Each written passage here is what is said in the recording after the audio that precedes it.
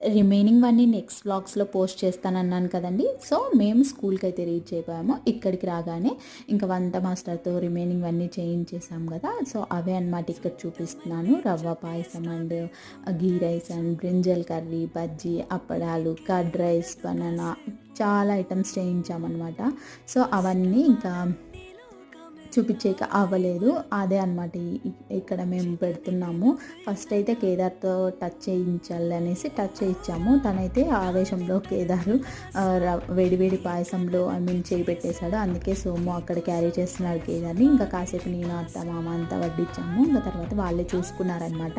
టోటల్‌గా 350 మెంబర్స్‌కి అని చెప్పారు వాళ్ళు. మేము 600 మెంబర్స్‌కి అయ్యేంత చేయించాము. ఇంకా అక్కడ ఊర్లో ఉన్న వాళ్ళు కూడా తీసుకొని వెళ్ళారంట మిగిలినవన్నీ. ఎక్కువ క్వాంటిటీ చేయించాము, తక్కువ కాకూడదనేసి.